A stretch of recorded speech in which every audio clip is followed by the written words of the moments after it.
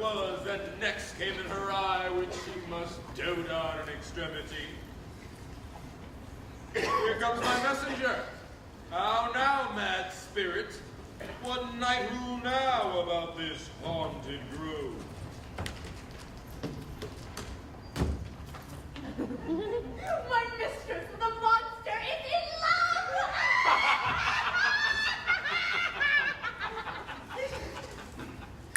Near to her close and consecrated bower, while she was in her dull and sleeping hour, a crew of thatchers, rude mechanicals that work for bread upon Athenian stalls, were met together to rehearse a play intended for great Theseus' nuptial day.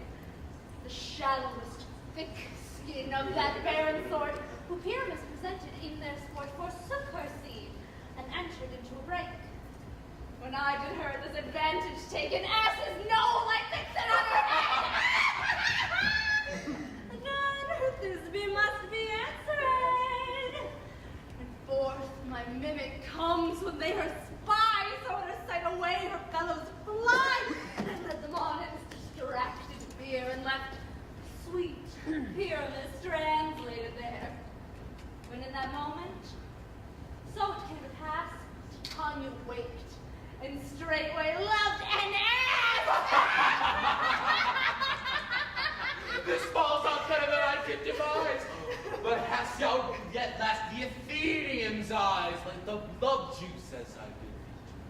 I took him sleeping, that is finished too. And the Athenian maiden by his side, that when he wakes, of course she must be I. Stand close. This is the same Athenian. This is the woman, but not this the man. Ow! I rebuke you, him that loves you so. Like breath so bitter on your bitter foe. Now I but shine when I should use thee worse, for thou, I fear, hast given me cause to curse. If thou hast slain Lysander in his sleep, the horseshoes of blood plunged in the deep and killed me too. The sun was not so true unto the day as he to me. Would he have stolen away from sleeping Hermia? I'll believe as soon this whole earth may be born, and that the moon may through the scent of creeping so displease her brother's noontides with the Antipodes. It cannot be but thou hast murdered him. So should a murderer look so dead, so grim? So should the murdered look, and so should I, pierce through the heart with your stern cruelty. Did you, the murderer, look as bright, as clear as yonder Venus in her glimmering sphere? What's this to my Lysander? Where is he? Ah, good Demetrius, wilt thou give him me? I'd rather give his carcass to my hound. Thou dog, out cur, thou tryest me past the bounds of maiden's patience. Hast thou slain him then? Henceforth be never numbered among men.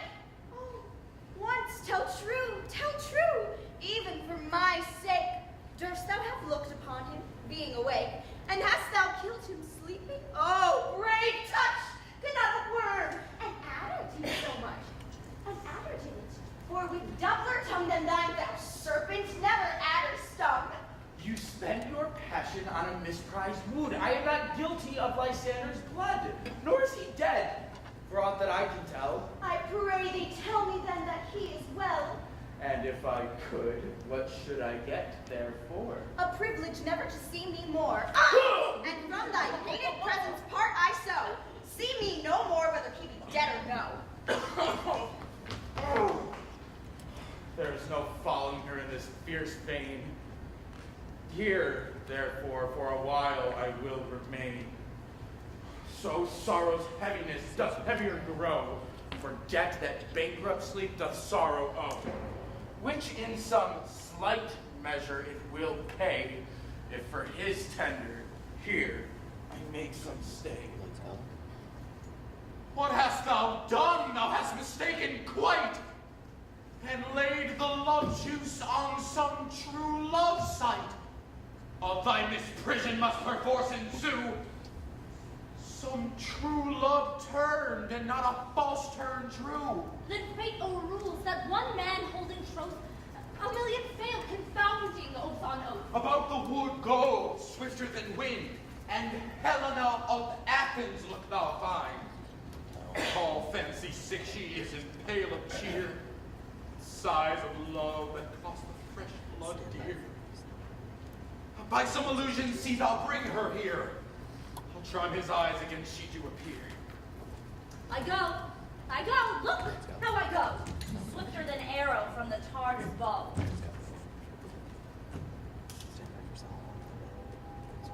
Flower of this purple dye, hit with Cupid's archery, sink in apple of his eye.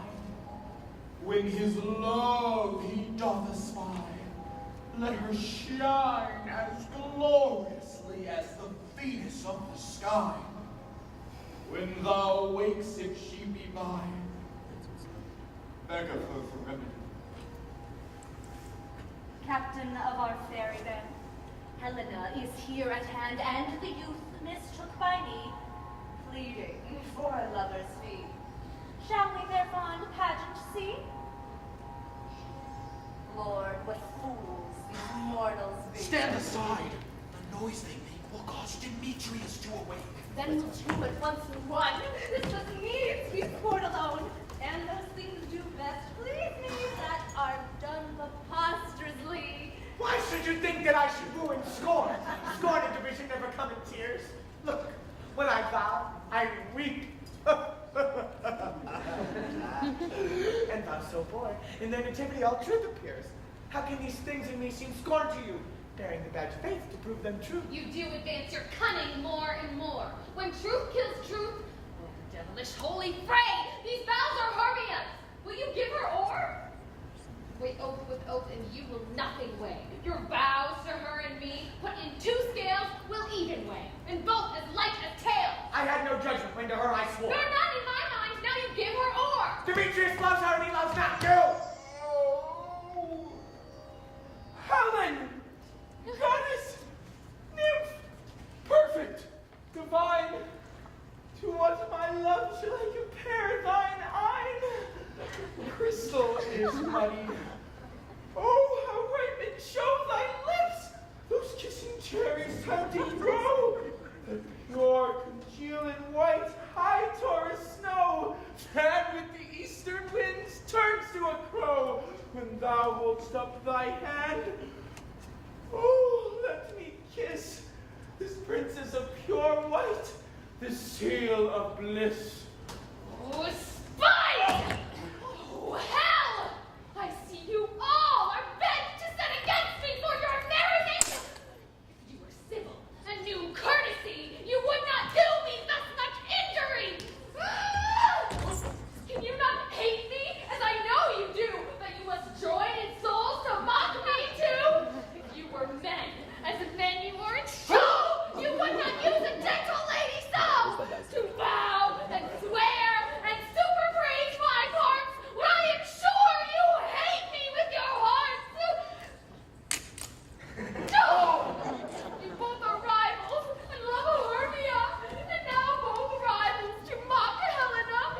A trim exploit, a manly enterprise to conjure tears up in a poor maid's eyes with your derision. None of noble sort would so offend a virgin and extort a poor soul's wages, all to make you sport.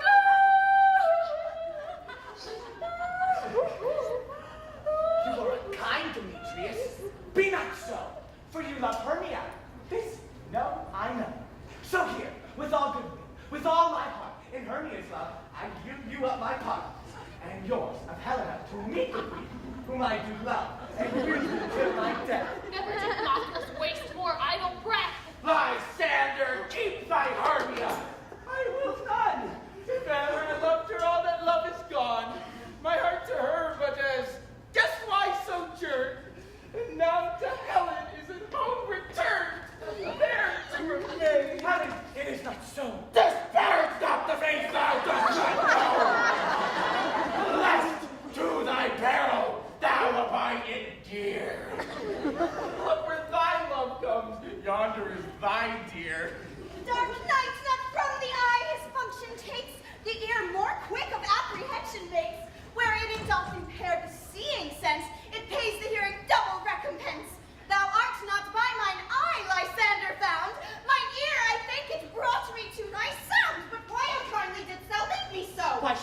him love not press to go. What love could press Lysander from my side? Lysander's love, who would not let him die? Fair Helena, who more gilds the night than all your fiery O's and eyes of light? Why seek'st thou me? Could not this make thee know that hate I bear thee made me leave thee so? Speak not as you think, it cannot be. Love, she is one of this confederacy. No! Now I perceive they have conjoined all three to fashion this false sport in spite of me. Injurious Hermia, most ungrateful maid, have you conspired? Have you with these contrived to bait me with this foul derision? With all the counsel that we two have shared, the sister's vows, the hours that we have spent to make chin and hasty putting time for parties.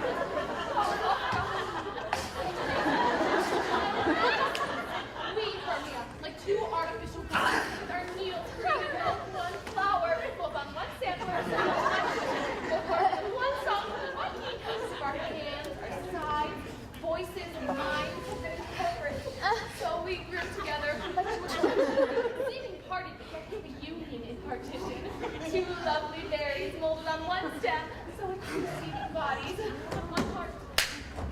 And will you rent our ancient love asunder to join with men in scorn of your poor friend? It is not so I alone would feel the injury. I am amazed at your passionate words. I scorn you not, it seems that you scorn me.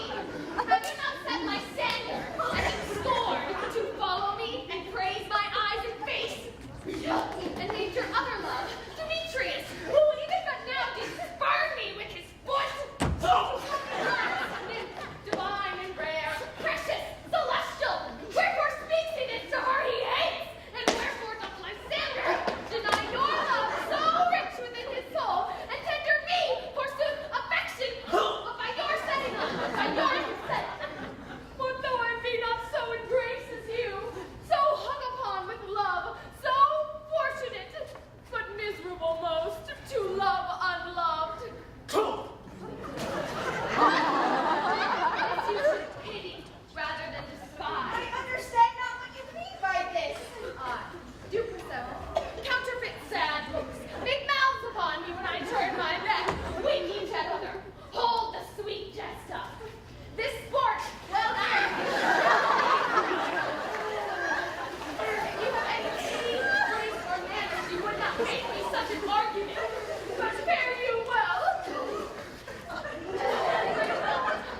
Which death or absence soon shall remedy. Stay, gentle Helena, hear my excuse, my life, my love, my soul, fair Helena. Excellent! We cannot scorn her so. If she cannot entreat, I can compel. Thou canst compel no more than she entreat. Thy threats have no more strength than her weak prayers. Helen, I love thee. By my life I do, I swear by that which I will lose for thee, to prove in false that I love thee not. I say I love thee more than he can do. If thou say so, withdraw and prove it too. Lysander, Come. where to tends all this? Wait thee up!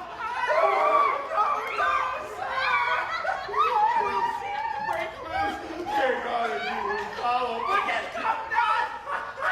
You are a tame man! Hang off, thou cat! Thou slaughter vile thing let loose! I will shake thee from me like a serpent! Why are you rude, so rude? He was this sweet love. Love? Ah! Go around! Out! Loaded medicine! Hated potion and... You not care, then so do you. Demetrius, I will keep my word with thee. And when I had your bond, for I perceive a weak bond holds you. I'll not trust your word. What? Should I hurt her? Strike her? Kill her dead? Although I hate her, I'll not harm her. What? Can you do me greater harm than hate? Hate me? Wherefore? Oh, me would use my love. Am not I Hermia? Are not you Lysander? I'm as fair now as I was erewhile. Since night you loved me. Yet since night you left me. Oh, why then you left me? Oh, the gods forbid. In earnest shall I say. I, by my life, and never did desire to see thee more. Therefore, be out of hope. Question, thou be certain nothing truer, sees no just that I do hate thee and love Helena.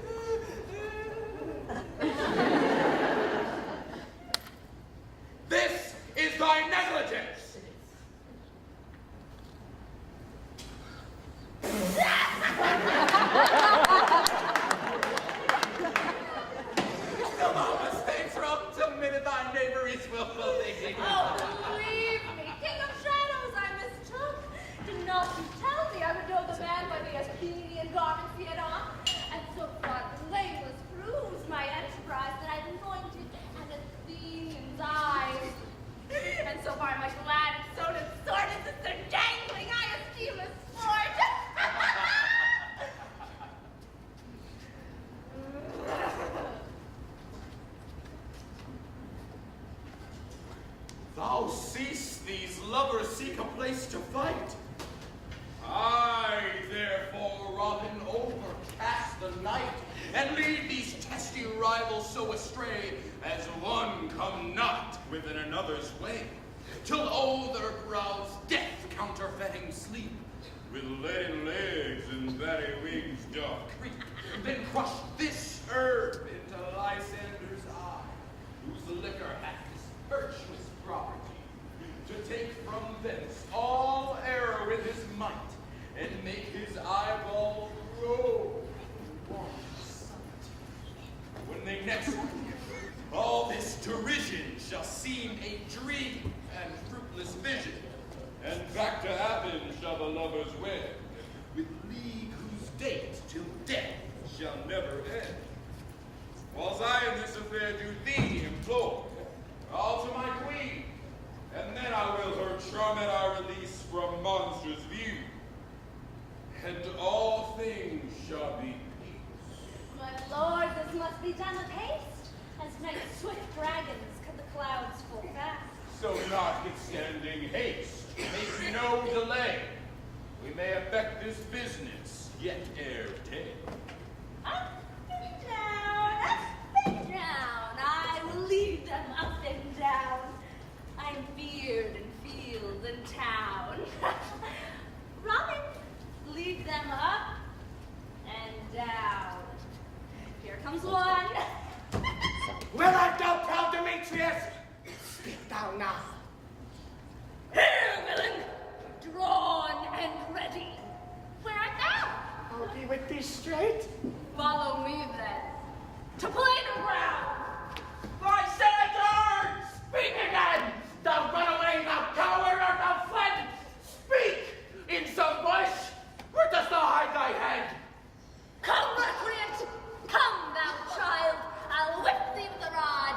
He is defiled that draws a sword on thee. Yea, art thou there? Follow my voice. We'll try no manhood here.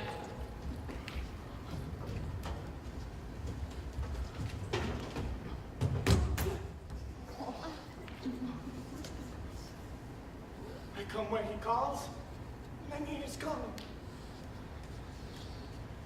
Follow fast, the faster he did fly. The villain is much lighter built than I. Then fallen am I in this dark, uneven way, and here will rest me to the break of day. Come, thou gentle day, 4 foot once thou show me thy gray light. I'll find Demetrius and revenge this spite.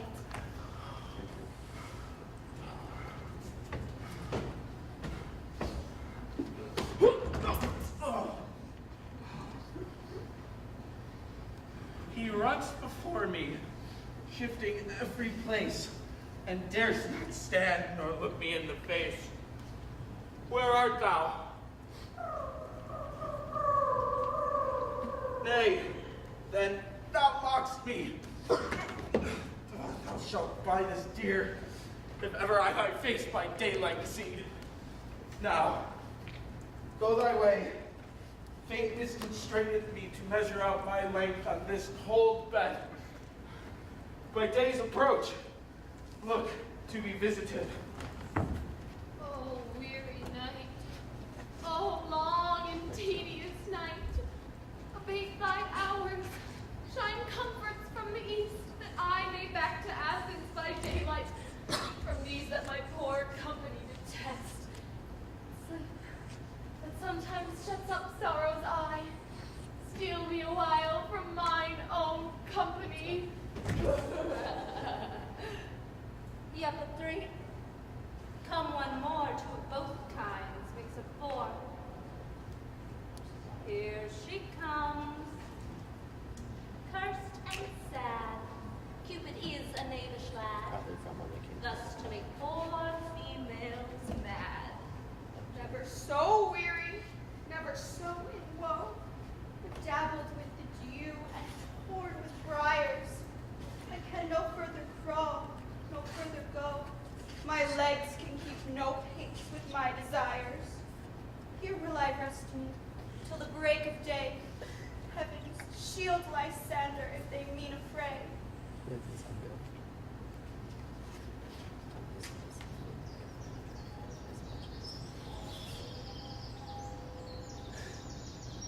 the ground, sleep sound. I'll apply to your eye gentle lover's remedy. When thou wakest, thou takest true delight in the sight of thy former lady's eye.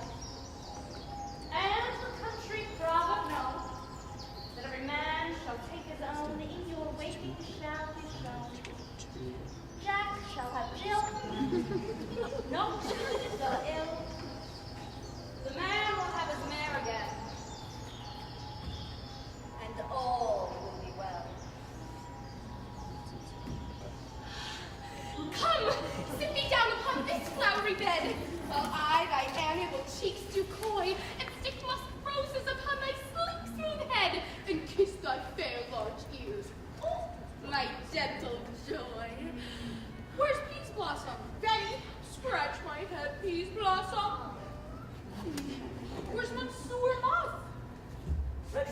Monsieur Moth, good Monsieur, get your weapons in your hand and kill me a red-hipped humblebee on the top of a thistle. Where's Monsieur Mustard Seed? Ready? Give me your hand, Monsieur Mustard Seed. I pray you leave your curtsy, good Monsieur. What's your will? Nothing, good Monsieur, but to help Cavallero Peas Blossom to scratch. I must to the barber's, Monsieur, for methinks I am marvelously hairy about the face, and I am such a tender ass that if my hair do but tickle me, I must scratch. Or say, sweet love, what thou desirest to eat. Oh, truly a peck of provender, I could munch your good dry oats. Methinks I have a great desire to a bottle of hay. Good hay, sweet hay, hath no fellow. I have a venturous fairy that shall seek thee squirrel's hoard, and fetch thee new nuts. I'd rather have a handful or two of dried peas. But I pray you let none of your people stir me. I have an exposition of sleep come upon me. Oh, sleep thou, and I will wind thee in my arms. Fairies, be gone, and be always away. So doth the woodbine, the sweet honeysuckle, gently entwist the female ivy, so enrings the barky fingers of the elm. Whoa! Oh, how I love thee! How I dote on thee!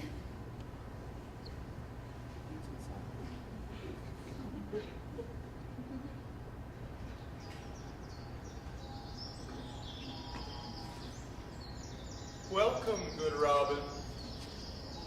Seest thou this sweet sight? Her dotage now I do begin to pity. So now for pity's sake, I will undo this hateful imperfection of her eyes. And gentle buck, take this transformed scalp from off the head of this Athenian swain, that when she waking when the others do, may all to Athens back again repair, and think no more of this night's accidents, but as the fierce vexation of a dream. But first, I'll release the fairy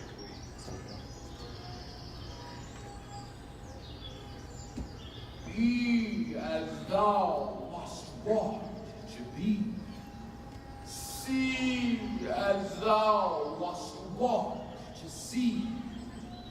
Diane's bird or Cupid's flower hath such force and blessed power. Now, my Titania, wake you, my sweet. My Oberon, what visions have I seen? Methought I was enamored of an ass. There lies your love. How came these things to pass? Oh, how mine eyes do loathe.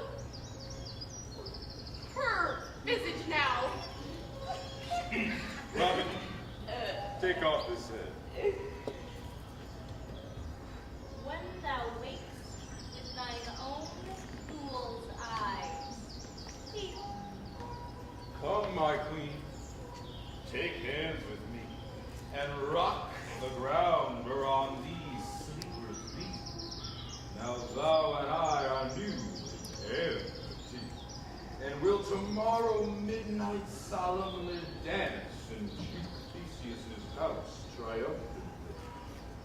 And blessed to all fair prosperity, there shall the pairs of faithful lovers be wed with Theseus. Oh, jealous. Fair king, attendant Mark, I do hear the morning lark. So, my queen, in silent sack, trip we after night shade. Come, my lord, and in our flight, tell me how it came this night that I sleeping here was found. These couples on the ground.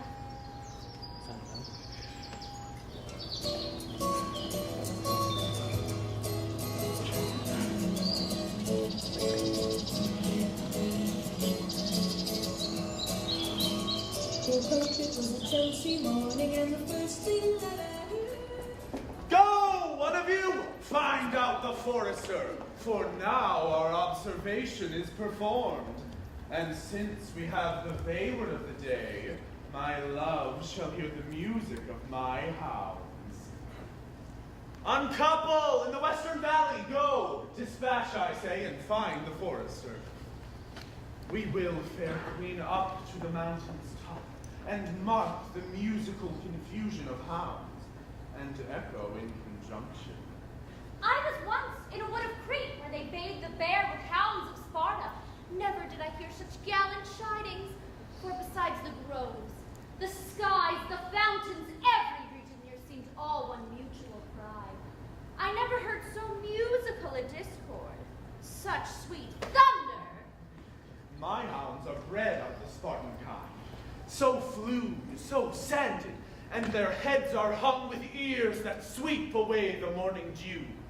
Crook-kneed and dew-lapped like the Thessalian bulls, slow in pursuit, but matched in mouth like bells, each under each. Judge when you hear. But soft, what nymphs are these?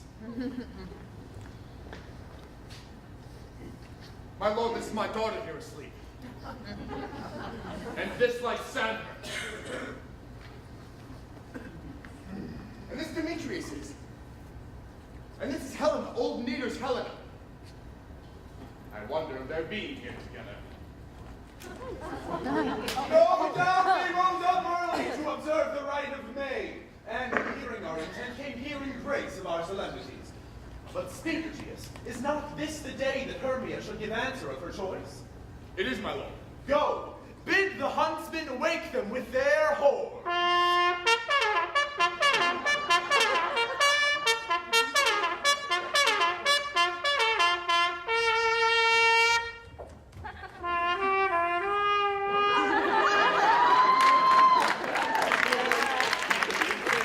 Good morrow, friends.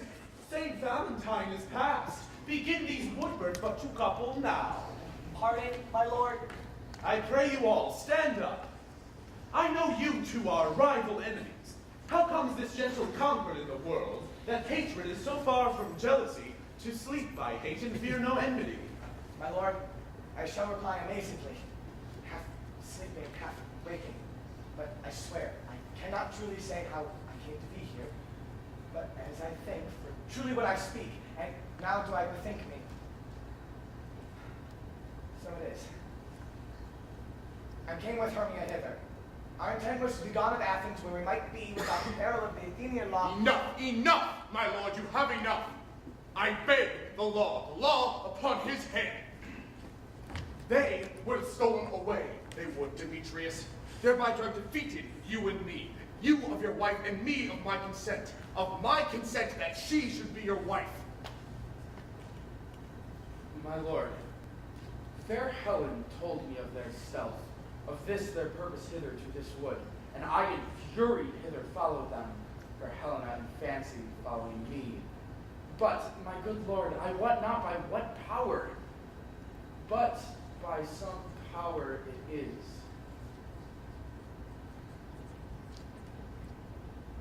My love to Hermia, melted as the snow, seems to me now as remembrance of an idle god, which in my childhood I did dote upon, and all the faith, the virtue of my heart, the object and pleasure of mine eye is only Helena. To her, my lord, was I betrothed ere I saw Hermia. But like a sickness did I loathe this food. But as in health, come to my natural taste. Now I do wish it, love it, long for it, and will forevermore be true to it. Fair lovers, you are fortunately met. Of this discourse we more will hear anon. Aegeus, I will overbear your will. For in the temple, by and by with us, these couples shall eternally be knit. And for the morning now is something worn, our purposed hunting shall be set aside. Away with us to Athens, 3 and 3. We'll hold a feast in great solemnity. Come, Hippolyta.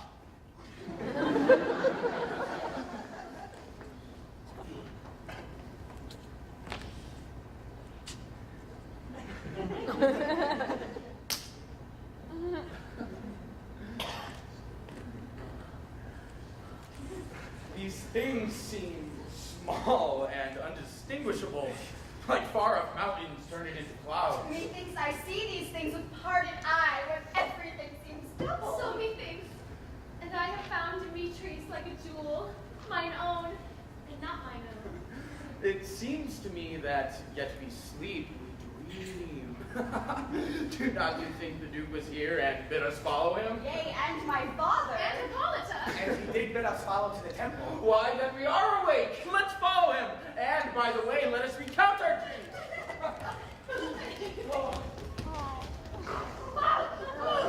When my cue comes, call me, and I will answer. My next is most fair Pyramus.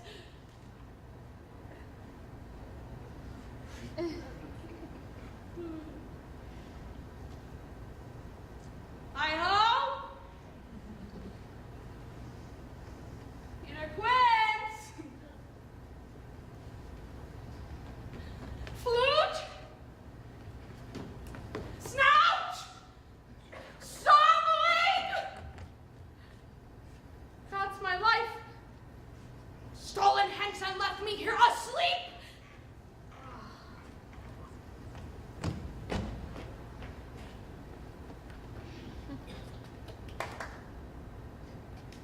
Oh! I have had a most rare vision. I have had a dream. Past the wit of man to say what dream it was.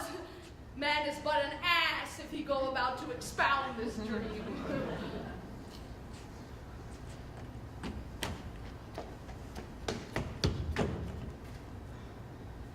Methought I was. Oh, but there is no man that can tell what.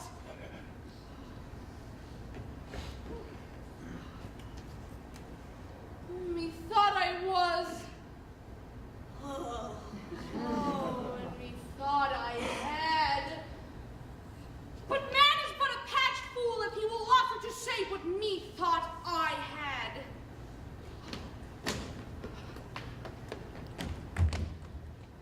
The eye of man hath not heard.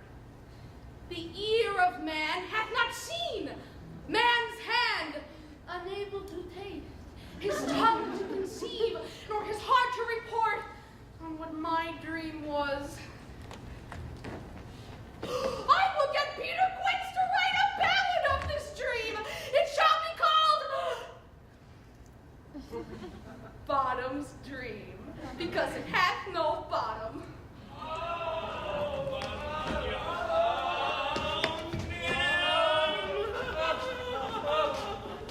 Have you sent to Bottom's house? Has she come home yet? She cannot be found. Oh, how no doubt she is transported.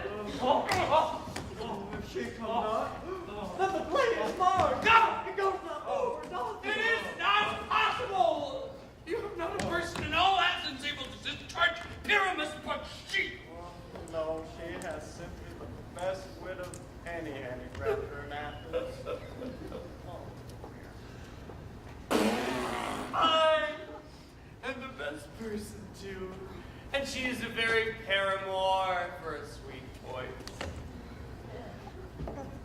must say paragon. A paramour, God bless us, is a thing of God.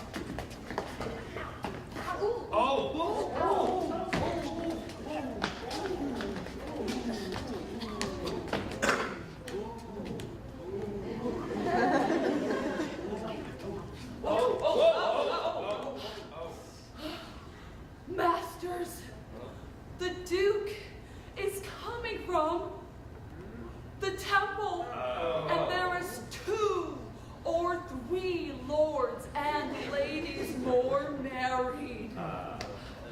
If our sports had gone forward, we had all been made. What? Mad. Holy Father. Thus, she lost 6 pence a day during her life. She could not have stayed 6 pence a day. And the Duke had not given her 6 pence a day for playing Pyramus. I'll be hanged. Oh. She would have deserved it. 6 pence a day in Pyramus or nothing. Where are these lads? Oh! Where are these Almost courageous day, almost happy hour.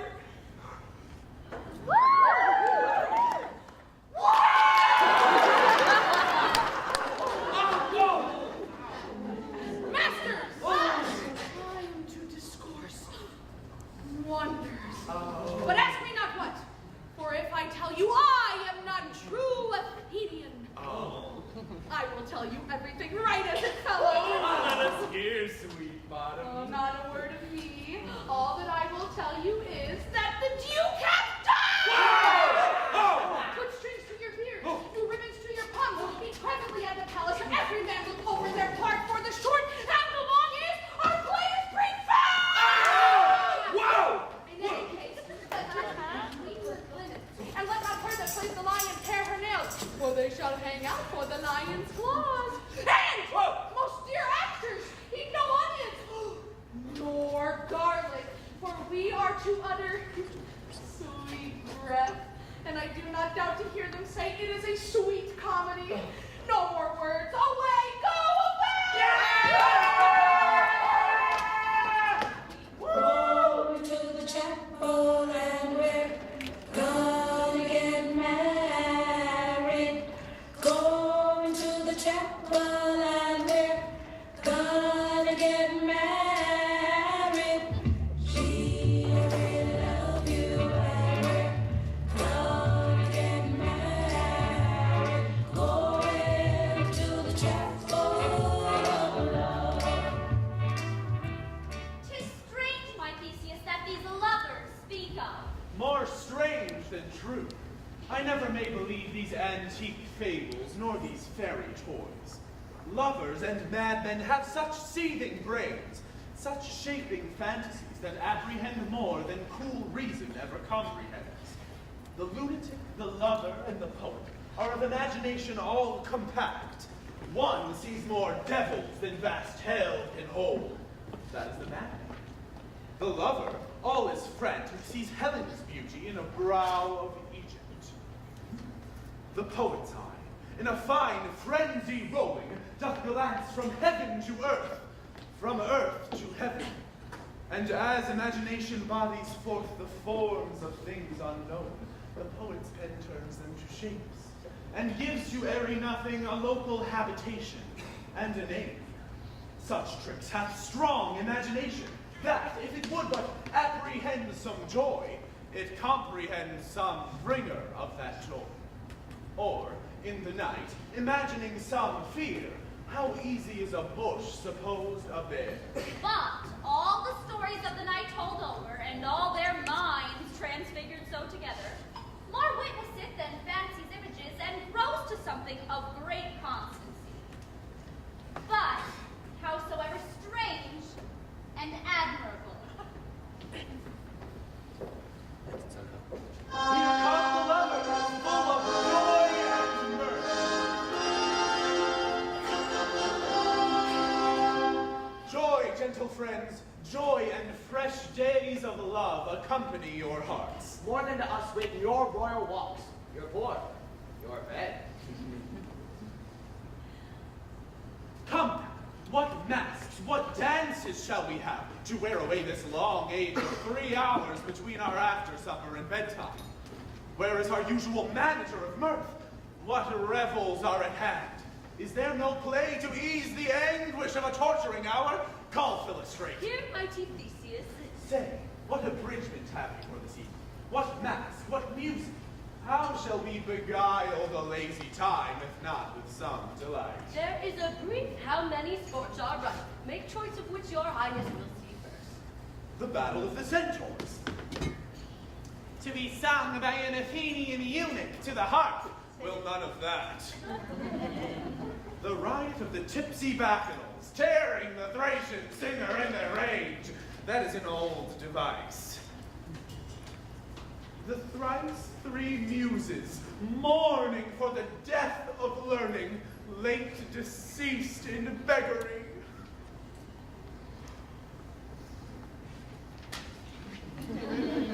That is some satire, keen and critical, not sorting with a nuptial ceremony. A tedious, brief scene of young Pyrrhus and his love Thisbe. Very tragical mirth. Merry and tragical, tedious and brief. That is hot ice and wondrous strange snow. How shall we find the concord of this discord? A play there is, my lord, some 10 words long, which is as brief as I have known a play, but by 10 words, my lord, it is too long. Which makes it tedious, for in all the play there is not one word at one player fitted. And tragical, my noble lord, it is, for Pyrrhus therein doth kill himself, which when I saw rehearsed, I must confess, made mine eyes water, but more merry tears the passion of loud laughter never shed. What are they that do play it? Hard-handed folks that work in Athens here, which never labored in their minds till now, and now have toiled their unbreathed memories with this same play against your nuptial. And we will hear it. No, my noble lord, it is not for you. I have heard it over, and it is nothing in the world, unless you can find sport in their intents, extremely stretched and conned with cruel pain to do you service. I will hear that play, for never anything can be amiss when simpleness and duty tender it. Go, bring them in. I love not to see wretchedness or charge and duty in her service perishing. By gentle sweet, you shall see no such thing. She says they can do nothing in this kind. The kinder we to give them thanks for nothing. Our sport shall be to take what they mistake, and what poor duty cannot do, noble respect takes it in might, not merit. Love, therefore, and tongue-tied simplicity in least speak most to my capacity. So please your grace, the prologue is addressed. Let him approach.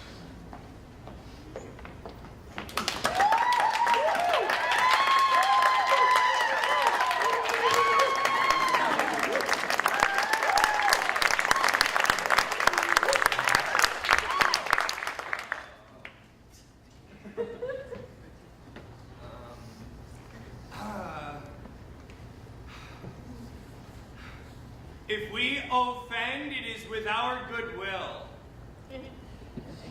That you should think we come not to offend, but with goodwill. To show our simple skill, that is the true beginning of our end. Consider then we come but in despite.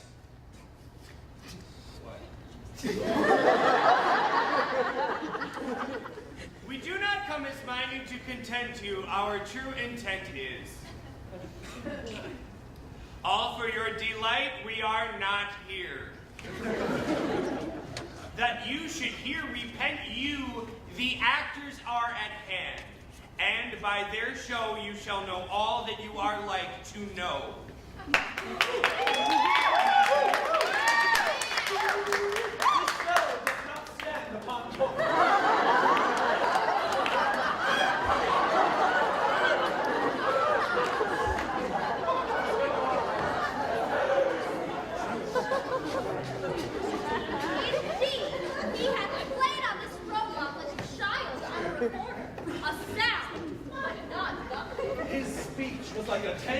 shame, nothing impaired, but all disordered.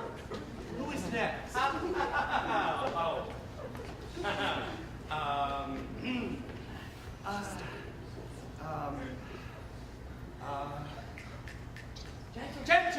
Gentles, perchance you wonder at this show, but wonder on till truth make all things plain. This man is Pyramus, if you would know. This beauteous lady Tisbe is certain. This man with lime and rough cast doth present wall, that vile wall which did these lovers sunder, and through wall's chink ports halls they are content. At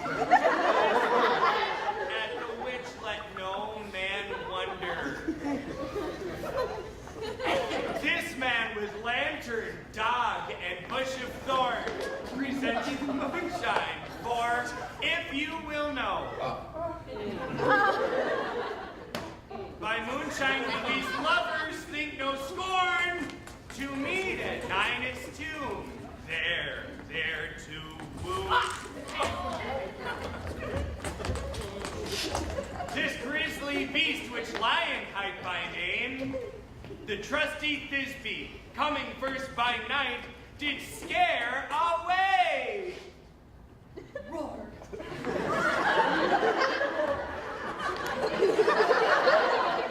Rather did affright. And as she fled her mantle, she did fall, and lion, vile with bloody mouth, did stain. Anon comes Pyramus, sweet youth and tall, and finds his trusty pin, his mantle slain. Whereat with bloody, blameful blade, he bravely roached his boiling bloody breast.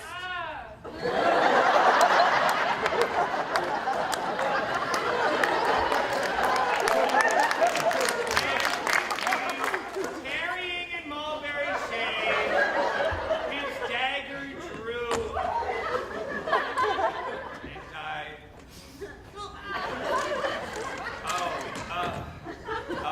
For all the rest, let lion, moonshine, wall, and lovers twain at large discourse while here they do remain.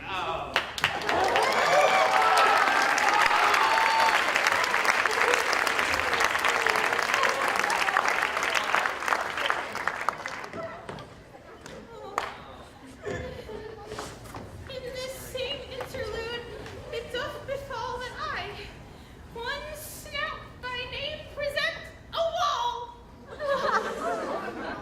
Such a wall as I would have you think had in it a crannied hole or Chink. through which the lovers, Pyramus and Thisbe, did whisper often very secretly. This loam, this rough cast, and this stone doth show that I am that same wall. The truth is so, and this the cranny is, right and sinister, through which the fearful lovers are to whisper. No.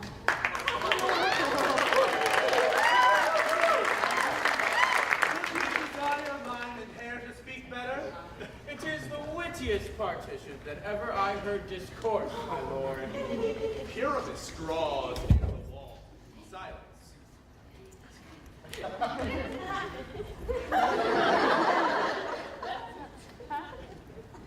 Oh, Grim, look night! Oh, night with you, so late!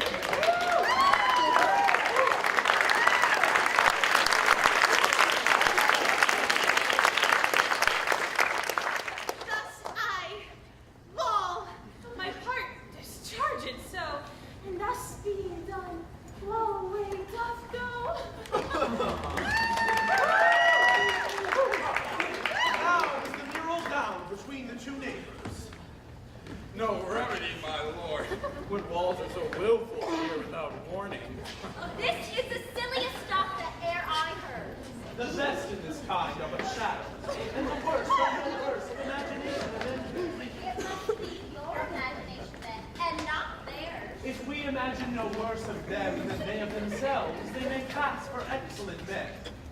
Here come two noble beasts, a moon and a lion.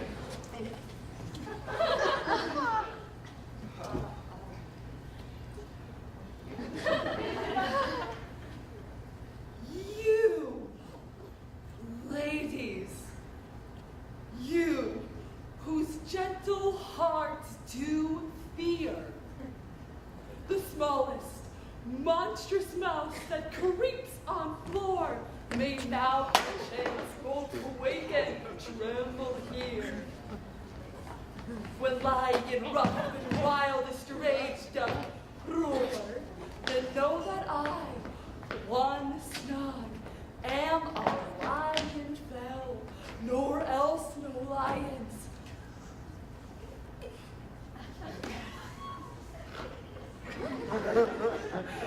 Damn!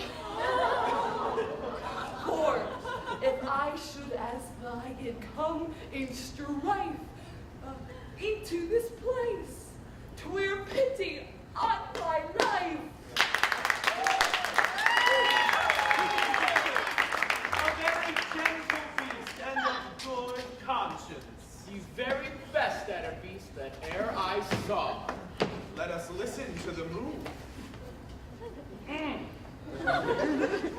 This lanthorn doth the horny moon present. He should have worn the horns on his head. He is no crescent, and his horns are invisible within the circumference. This lanthorn doth the horny moon present.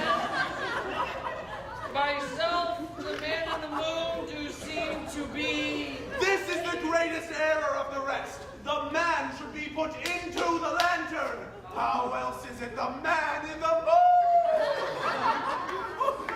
He dares not come there for the candle, for you see, it is already in snuff. I am aware of this moon. Would he?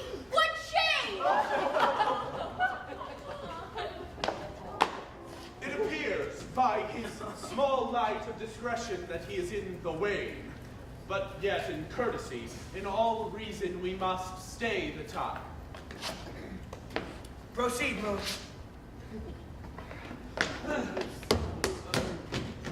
All I have to say is to tell you that this lantern is the moon. I, the man in the moon. This thorn bush, my thorn bush. And this dog, my dog.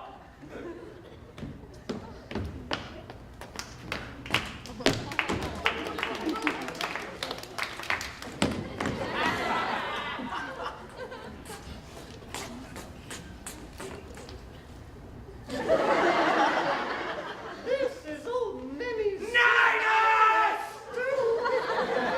Where is my love? Oh.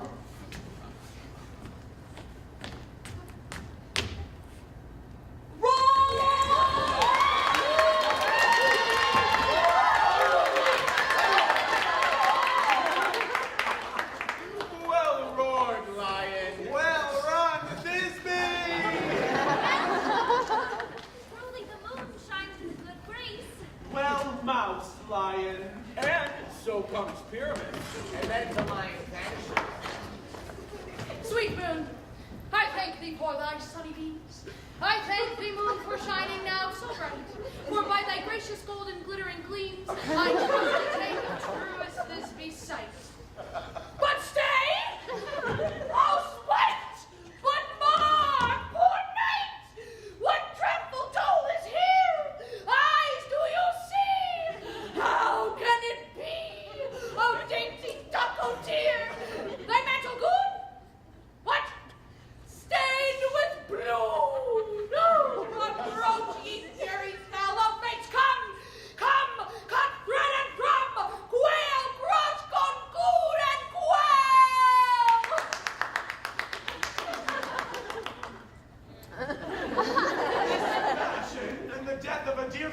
go near to make a man look sad.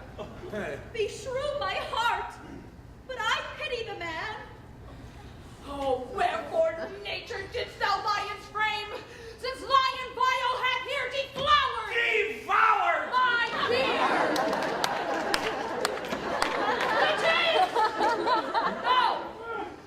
No, which was the fairest dame that loved, that liked, that looked with cheer? Oh!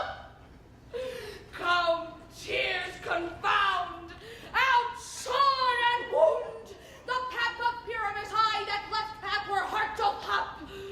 Thus die I. Thus.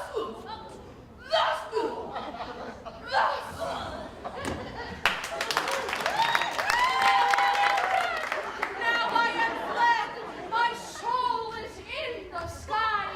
Come, lose thy light. Moon, take thy flight.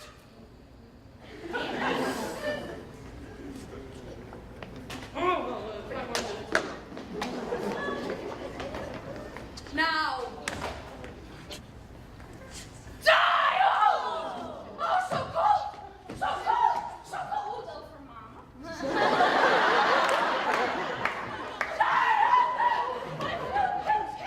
I feel pale. Quick, you're in charge. Oh,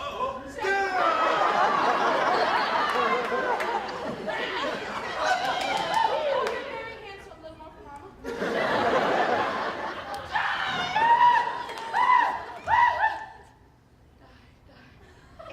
Quick, rigor mortis runs in my family. You understand?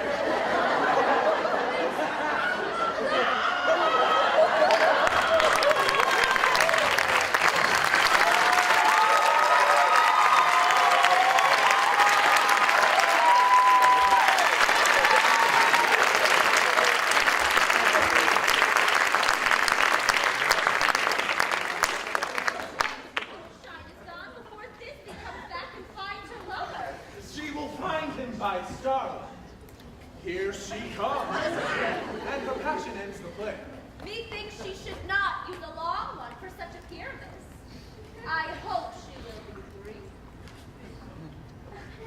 Asleep, my love? What? Dead, my dove? Pyramus, arise! Speak! Speak! What, dumb?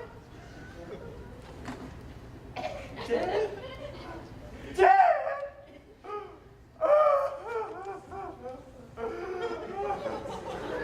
Two must cover thy sweet eyes, these lily lips, these cherry nose, yellow cowslip cheeks are garbage!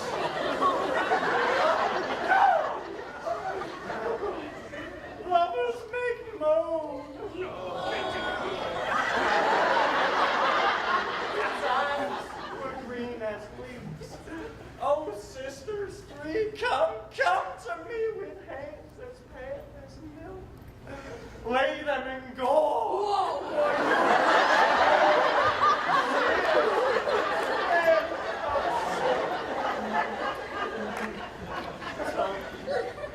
Not a word.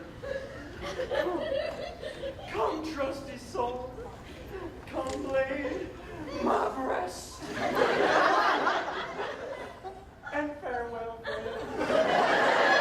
Thus Thisbe ends. Adieu.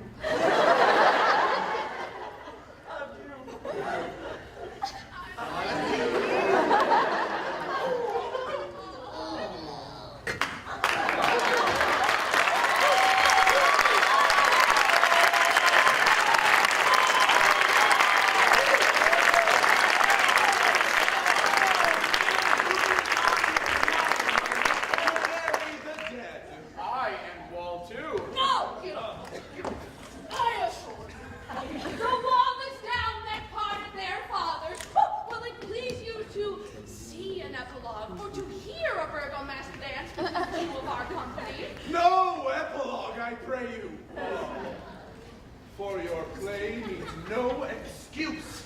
Never excuse. For when the players are are all dead, there need none to be blamed. If he that writ it had played Pyramus and hanged himself in Thisbe's garter, it would have been a fine remedy. And so it is, therefore, and very notably discharged.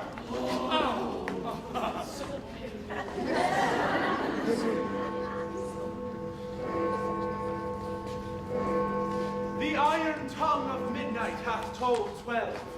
Lovers, to bed! I fear we may outsleep the coming morn, as much as we this night have overwatched. This palpable gross play hath well beguiled the heavy gate of night. But come, your Burgomass!